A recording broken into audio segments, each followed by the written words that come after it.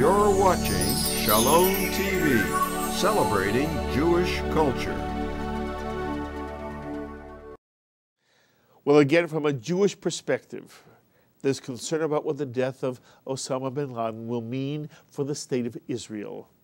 And to offer some analysis in this regard, I'm very pleased to have on our phones right now from Washington, D.C., where he's visiting, one of the state of Israel's leading experts on terrorism and Middle East affairs, Professor Barry Rubin, Director of the Global Research in International Affairs Center in Herzliya, and Journal Editor of the Middle East Review of International Affairs. And Barry, it's good to talk to you again. Thank you. So Barry, in terms of the interests and needs of the state of Israel, how significant is America's killing of Osama bin Laden? Obviously, it's a good thing. It's good that it happened. It's to the great credit of those involved, and it gives a lot of satisfaction to people in the West. The actual impact is, however, almost zero. If you ask me how significant it is for Israel, I can answer it very simply. It's not significant at all. Zero. Because? Because Al-Qaeda is a secondary problem for Israel, because bin Laden was increasingly out of the loop in terms of directing Al-Qaeda, which has become increasingly decentralized. And so there's no real effect. If we talk about Al-Qaeda in the Gaza Strip, or Al-Qaeda in Iraq, or Al-Qaeda in Somalia, bin Laden is of no great significance. To think that these people who court martyrdom and who are aware of it would be demoralized by his death is ridiculous. But the more important factor here is Al-Qaeda is a secondary issue. Al-Qaeda is solely a terrorist organization whose membership numbers in the low thousands. Far more significant are extremely large revolutionary Islamist groups who won't merely stage a terrorist attack, but will take over entire countries and use those countries then to create wars and terrorism on a lot larger scale. So the problem is not Al-Qaeda. The problem is Iran, Syria, Hamas, Hezbollah, the Muslim Brotherhood, and other groups. The fact is Iran is run by a revolutionary Islamist regime, that Syria is run by a regime allied with revolutionary Islamism and is being challenged by other revolutionary Islamists, that the Muslim Brotherhood has become increasingly powerful in Egypt, that Hamas runs the Gaza Strip, that Hezbollah to a large extent runs Lebanon. These are significant geostrategic problems. And to focus then on Al-Qaeda and say the war is won and everything is great because this individual, who is the leader of one of the least important groups who served his purpose for their cause 10 years ago, is dead, is not highly significant. Revolutionary Islamism is advancing, not being driven back. Now, one way to tell this is by the reaction to the death of bin Laden. Mm-hmm. There are groups that are not allies of Al-Qaeda. They have never been friends of bin Laden, and yet came out very harshly against his killing, and in fact celebrating him in retrospect.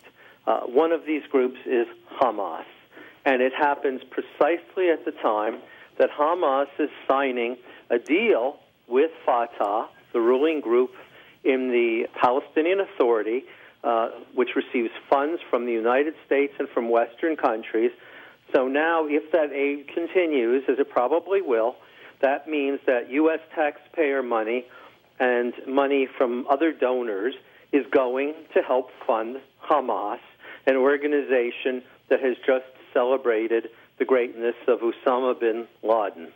In addition to that, the Muslim Brotherhood in Egypt issued a statement which was designed to fool people in the West, but to communicate clearly its message to Muslims and people in the Middle East.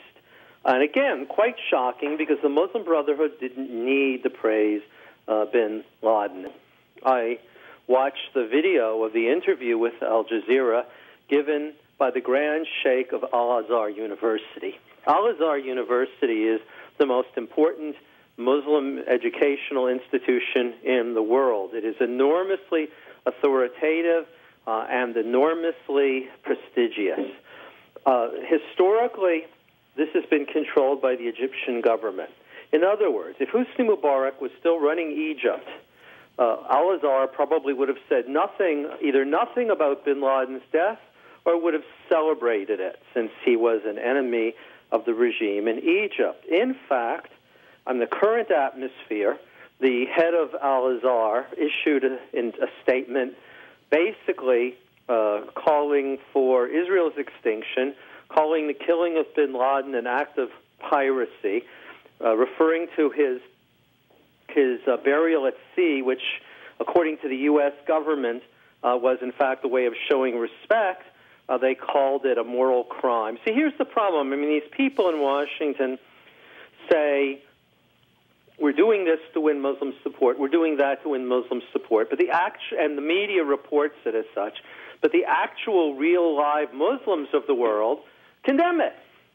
And I mean, you have to reconcile these things. Now, as I said, the fact that the Sheikh of Al-Azhar would call the killing of bin Laden an act of piracy is shocking to me. He didn't need to do that.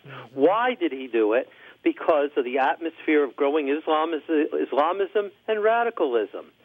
Just a few hours before that, or around the time the statement was issued, there was the first meeting ever, or certainly within the last 60 years, between Al-Azhar and the Muslim Brotherhood. The Muslim Brotherhood says Al-Azhar should be responsive to the parliament. Basically, they want to control that institution. And the leaders of that institution, who spent their whole careers basically doing what the Mubarak government wanted, suddenly understand that they better sound a lot more Islamist, a lot more radical, a lot more anti-Israel, and a lot more anti-American in order to keep their jobs. This is the kind of thing that's happening in the Middle East. It's not being really reported fully in the mass media. It's just not getting across. Mm-hmm. So the occasion of the death of bin Laden shows that, in fact, the tide is going in the direction of the Islamists. A day or two ago in the Washington Post, there was an article that said, well, you see, in the old days, there would have been a big outpouring of rage about the killing of bin Laden across the Middle East. But now with democracy and all of these changes, you're not seeing it. I would suggest it's the precise opposite, that 5 years ago, almost nobody would have spoken, obviously, except for Al-Qaeda people, would have spoken in favor against the killing. Now they are speaking against it. This is the surprising thing. Again, the fact is, Muslim Brotherhood, Hamas, Hezbollah, are not allies of Al-Qaeda. Never were. They did not need to speak out in its favor. Then what prompted them to speak? I think the growing power of revolutionary Islamism, the lack of fear of the United States, the transformation of Egypt from an anti-Islamist regime to, at best, a regime that's quite open to radical Islamist influences. And so rather than getting better, things are getting worse, in part due to mistaken U.S. policies. And again, it's very frustrating because you just do not really see a lot of this stuff in the mass media and in the public debate. But it's easy to provide evidence, as I've done briefly. It's easy to document this. Are there other mistakes the U.S. administration is making now in this regard? Here's a list. Number one, not understanding that the principal problem is not Al-Qaeda. The principal problem is the revolutionary Islamist movements, which includes Iran, which includes Syria, Hamas, Hezbollah, and the Muslim Brotherhood. and that what U.S. policy should do, I think actually I might have said this when you interviewed me about 3 months ago, that what the U.S. should do is to support the forces opposing the spread of revolutionary Islamism. Number two, the U.S. has continued to U.S. government has continued to apologize and engage Syria now, despite the fact that Syria is acting in a far more brutal way than anybody in Egypt did to repress a revolution which is more proportionally pro-democratic than the revolution in Egypt was. The President of the U.S. has not called for the overthrow of Hafiz al-Assad, an enemy of the U.S., when he didn't hesitate to call for the overthrow of Hosni Mubarak, a friend of the U.S. Number three, the U.S. has stood aside while Hezbollah, Syria, and Iran have taken power in Lebanon. Number four, the U.S. did not weigh in very strongly with serious threats of a cutoff of all aid in the case of a merger between Hamas and Fatah. Number five, I believe, the U.S. did not support the overthrow of Hamas in the Gaza Strip, and in fact indirectly gave the Gaza Strip $400 million of U.S. taxpayer money. Number six, the U.S.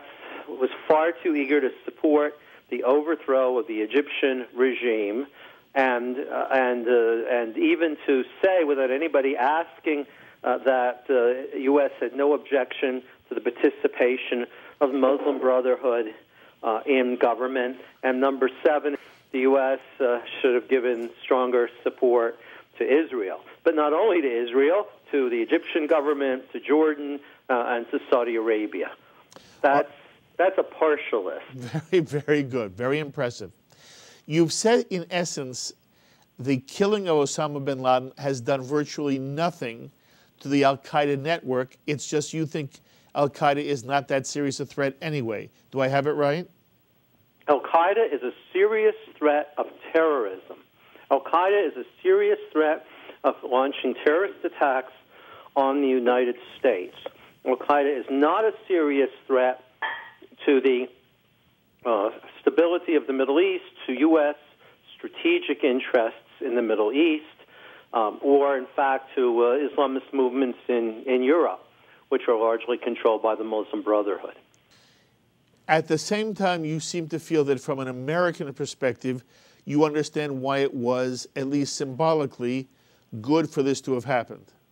Sure, of course. But the point is, it's not good if it misleads people and makes policy mistakes even worse. Mm-hmm. Mm-hmm. In other words, if there is a triumphalism, the U.S. won, this proves that the strategy of only viewing al-Qaeda as the problem has proved its success.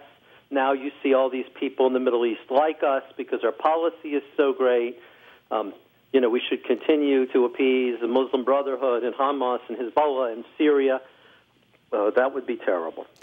Well, there is some feeling here in the United States that this proves that in the end, the United States will track down whoever takes an American life and will make them pay. Of course, it's true when it has come to al-Qaeda. Hezbollah and Iran are responsible for the death of 242 Americans in the Marine barracks in Beirut. No action has been taken against them. Syria has sponsored the terrorists in Iraq who have killed Americans. No action is being taken against it. To the extent that Iran has been involved in various terrorist attacks, including on the Kobar Towers, where American servicemen were killed, and also sending IUD and training people in Iraq to kill Americans, no action has been taken. So it is only true if it's al-Qaeda. If it's not al-Qaeda, it's not true. I want to read you what the president said and ask you for comment. President Obama said, as a country, we will never tolerate our security being threatened, nor stand idly by when our people have been killed. We will be relentless in defense of our citizens and our friends and allies. We will be true to the values that make us who we are. What's your comment? It's not a true statement. Again, it's viewed as a war on al-Qaeda. If you're al-Qaeda and you kill Americans, then the U.S. will go after you. But if you're basically any other group, it won't. Colonel Richard Higgins, was brutally kidnapped, brutally tortured, and murdered by Hezbollah people, and with help from the Iranians, no action is taken. It is not a secret that the Syrians provided money and safe haven and training and passage across the border to terrorists who killed Americans in Iraq. No action has been taken. Indeed, when the Iraqi government wanted to protest against Syria after some very major attacks which killed a lot of Iraqis, the U.S. government discouraged them. Let me be clear here. The U.S. government policy is it is engaged in a war with al-Qaeda, not with anybody else at all, period. Not even necessarily against the Taliban. I mean, there is a war against the Taliban, but there's been talk about moderate Taliban. Pakistan, which has helped and shielded the Taliban and al-Qaeda, has received billions of dollars in U.S. taxpayer money. And this, of course, you believe is a serious error in U.S. foreign policy. Well, how can I put it? Nothing could possibly be more obvious except that experts in the mass media aren't saying it. Mm-hmm. Okay. What's your reaction to the way the American administration has dealt with Libya? This is a very complicated issue. I don't have as strong feelings on it as a lot of people do, but clearly the U.S. government has gone in on the side of opposition elements of whose political views it cannot describe. It doesn't know. And I would not go so far as to say that the U.S. may well be helping to put a revolutionary Islamist regime in Libya, but certainly there is a strong possibility of this being so. The whole thing has been ill-defined. It is clear to me from my contacts, over and over again, people say not a single person in the Pentagon, in the U.S. Department of Defense, supports this operation. It's stretching the military too thin. There is not a clear goal. All the mistakes which people like President Obama have pointed out in the past administrations are being committed now. In an unprecedented action, the Secretary of Defense of the United States was asked publicly, do you believe that the action in Libya is a vital national interest of the United States? And for the first time in history, he publicly said, understanding precisely what he was saying, no, it isn't. In other words, he publicly disagreed with the policy of the White House. He will be leaving soon. He knew he would be leaving, but I find that really impressive.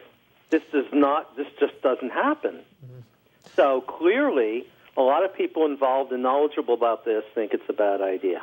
Just as a side question, did you think the United States made the right decision by burying Osama bin Laden at sea?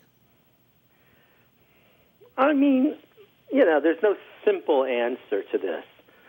If the decision was made to ensure that there would be no pilgrimage spot for him, that makes sense. If the idea was taken in the belief that this would make Muslims happy, it obviously was completely wrong. I mean, when the Sheikh of Al-Azhar calls his burial at sea a moral crime and totally against Islam, then who do you think is going to have an impact on Muslim viewpoints?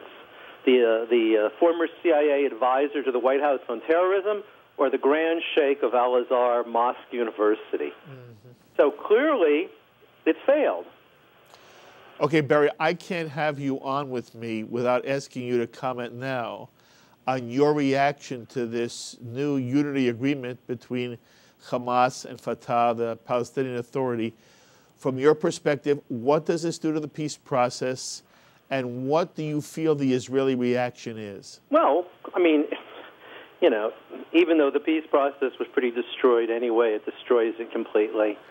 The idea that, although my view is that Fatah made this agreement so that when they go to the UN in September and demand unilateral recognition of statehood, something, by the way, that the UN General Assembly can't do anyway, that it will say, see, we're unified. and that after a few months, if it lasts that long, the whole thing will break down, let's say in December or January, before they actually have to hold elections. So my view is it's a propaganda exercise, but it's a disaster. If you bring in it shows that the Palestinian Authority is more interested in making peace with Hamas than it is in making peace with Israel. It brings it will radicalize Fatah and the Palestinian Authority. It brings into government, the Palestinian government, a genocidal organization which has never accepted the Oslo agreements and will use all of its influence to make the PA more radical. And the question is, will international donors give money to a Palestinian Authority government that includes Hamas? Meaning it will fund, for example, to give one example, it will fund classes in which Hamas schools in Gaza will teach kids that Jews are the offspring of monkeys and pigs and should be killed, and the best thing possible to do in life is to become a suicide bomber. So it's a disaster. It's not so much a disaster for Israel. I mean, it's a disaster for anybody who has any hope in the peace process. Israel has frozen payments to the PA because of this agreement.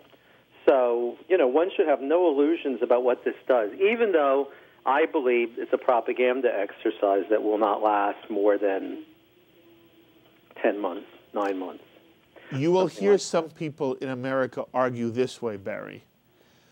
We want Israel and the Palestinian Authority to make peace, but people have often said, how can you make peace with the Palestinians if the Palestinians are not united?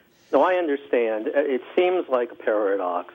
On the one hand, you can't negotiate with the PA if it can't deliver Gaza Strip. On the other hand, you say you can't make peace with them if they incorporate Hamas. But it's extremely easy to answer that question. The fact is that if the PA recaptured the Gaza Strip, if the PA subordinated Hamas and forced it to accept Israel's existence, the Oslo Agreement, and the compromise peace, then yes, that would be what we would want.